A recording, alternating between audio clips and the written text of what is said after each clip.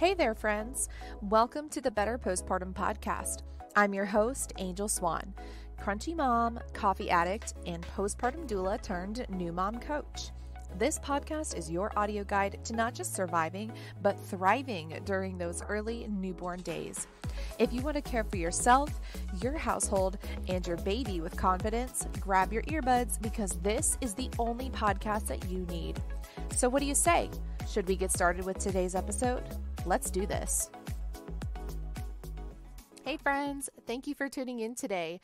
Before we get started, I just wanted to read this really sweet review submitted by M. Iwascu. She says, Angel has helped me so much through this podcast. I feel so much more confident in my parenting and ability to take care of my baby thanks to these great episodes.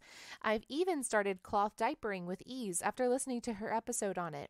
Thanks for helping this new mom with such great info. Thank you so much for that review. I love it. If you have been loving this podcast and learning from it, please head over to Apple Podcasts to subscribe, leave me a 5-star rating, and a review if you feel like you can do that. It really only takes a minute. These little love notes that you leave really make my day, and it helps other new moms find this podcast so that they can learn from it too. So thanks again to Emma Wascu. Now let's get into today's episode, which is how to plan your life around your baby's routines. So first off, if you want to get anything out of today's episode, you need to get your baby on a routine before you do anything else that I'm about to tell you, because if your baby isn't on a routine, this lesson is going to be hard for you to do because your schedule is going to be way too unpredictable to even be able to practice time blocking, which is how we manage our time when we have little ones and even when they're grown up. It's just a great way to manage your time. So if your baby is currently under 2 months, just give yourself a break. Maybe come back to this episode later. The first 2 months with your baby is pretty much a constant cycle of feeding, changing, and getting them to sleep. And that's totally okay. It's normal. It's what's to be expected. All of that is perfect. And I actually encourage you, if that's you, the stage that you're in, to just focus on your baby and getting as much rest as you can while your baby is sleeping. Because the first 2 months of their life, that is not the time to be trying to get your life together. You have got plenty of time to get yourself organized after your baby's a little bit older. Now, if your baby is 2 months or older, they really should be at the point where they're kind of finding their own natural rhythm, and you can use that to guide them into a regular daily routine.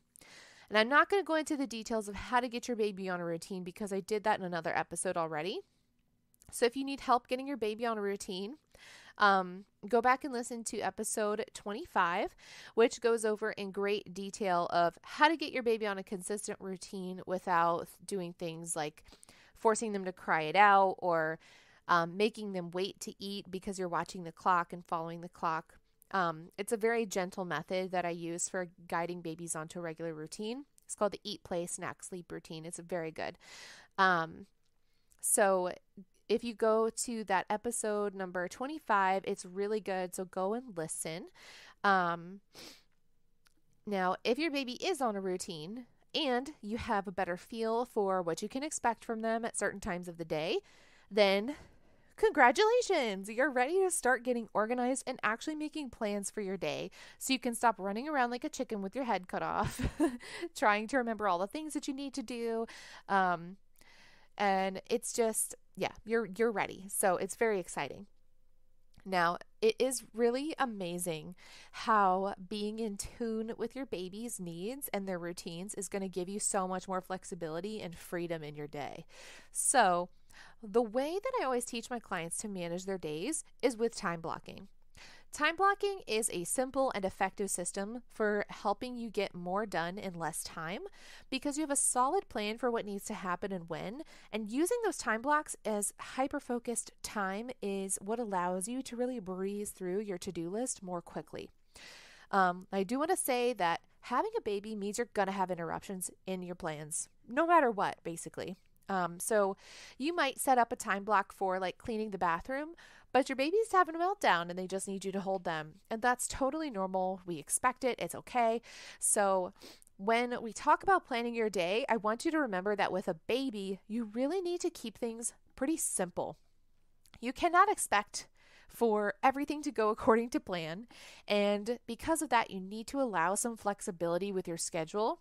And you need to be mentally okay with the fact that things are probably going to change, and that's okay. You can adapt. You've got it. So when we start time blocking, you're going to pull out a weekly calendar. This can be digital or paper, whatever you prefer. So I flip-flop back and forth between paper and digital. I usually end up just sticking with my digital planner because I just need it to be with me at all times, and it's too much to carry around like a paper planner. You kind of always have your phone with you. So for me, the digital planner is usually the way to go. Now, where was I in my notes? Okay, I found my place. So on your weekly calendar, you're going to put your baby's like general naps and their feeding times in there. And that'll be, those are kind of like time blocks there. So then we're going to take a look at when your baby's napping. That's the time when you want to try and get things done that might be either more difficult for you to do if you're baby wearing, or if you need to be creative and you can't let that creative energy flow when your baby's awake. Or what I would prefer that you do is just to kind of rest. But let's just look at an example. So like the only time for me that I'm really able to get work done with like being creative. So like when I'm working on creating new episodes for this podcast, I can only do that when my daughter is sleeping. I really have a hard time focusing and putting the right words together when she's awake and bouncing off the walls. It's just not possible. She's wild. We actually recently discovered that she has some sensory processing issues. So we're going to be exploring that. So that's just like another challenge. When she's awake, it's very hard for me to be creative because I have to be constantly aware of what she's doing. But anyways, it might be a little bit counterintuitive for you to be doing chores while your baby's awake, but they really learn a lot by watching you do chores. Especially if you like narrate to them. They really love it. Just tell them what you're doing, talk to them about it, ask them questions. They're not going to answer you back, but you know, by doing chores in front of them while they're awake, especially starting at a younger age, you're teaching them the importance of taking care of your home, yourself, and your belongings. So this is especially important as they get older because it will teach them to be responsible, and it'll also teach them that sometimes mommy needs to take care of the house instead of playing with them, and that's actually okay. The world is not going to end, right? So for me, I do all of my chores while my daughter is awake, and all my creative time happens when she's sleeping. Now, if you are going back to the sleep for you, if you're still feeling the exhaustion that comes with having a baby, I really think that this rule applies to you. So if your baby is awake, go ahead and do chores while they're awake and use their nap time as your time to rest. Okay. You can take a nap, or you can do something you really enjoy that like lights you up and makes you feel good about yourself. Maybe you don't need to sleep, but just be in like a horizontal position. That's super restorative. It feels really good. Yeah, like maybe you can't sleep. You just want to listen to like a podcast or something and lay down. That's totally fine. It is very important that you have balance in your life. And like you need to know when to do chores and when to take care of yourself. So time blocking allows you to do that because you're able to actually plan out when you're going to do chores or other things on your to-do list and when you're going to be resting and taking care of yourself. So when you look at your weekly planner and you see your baby's nap times, consider those to be your resting blocks or your creative blocks, depending on what stage of life you're in. And just use that as time to do something that's restorative for yourself, whatever that looks like, whether it's napping or being creative.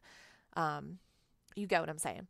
And then when you look at the blocks that are empty, so where we don't have the nap or the feeding, that is going to be when you want to put in your chores.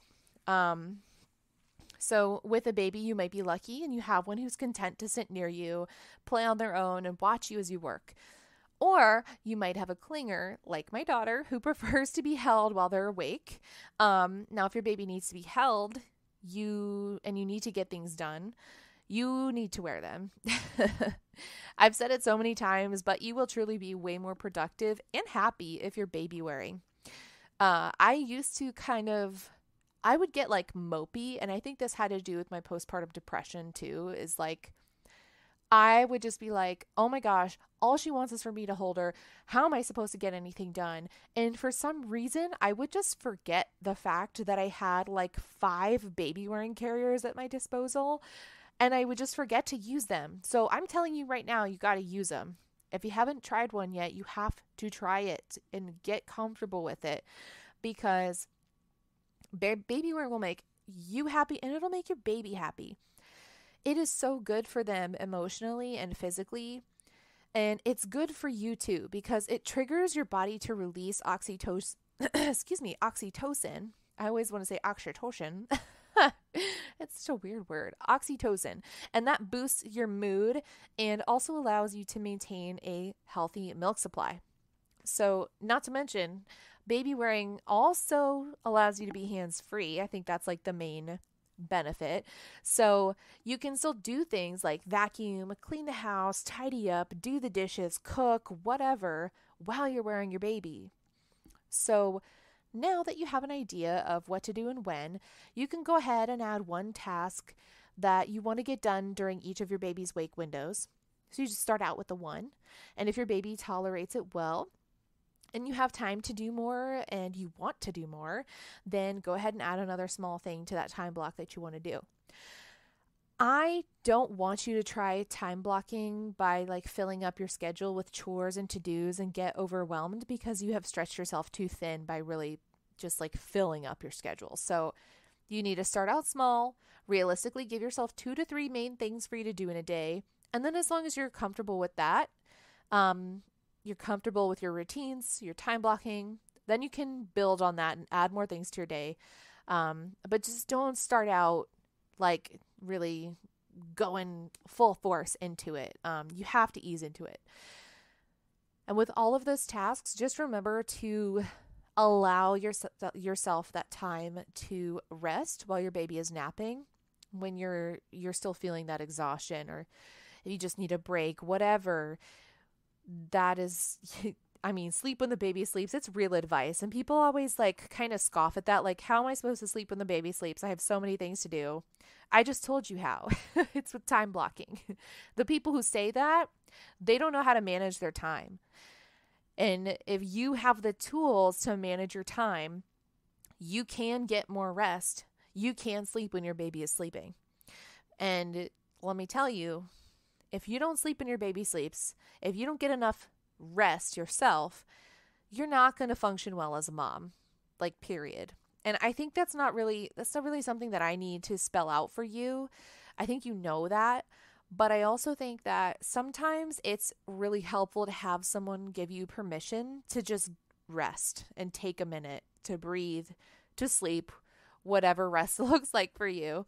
So consider this me giving you permission to take a break.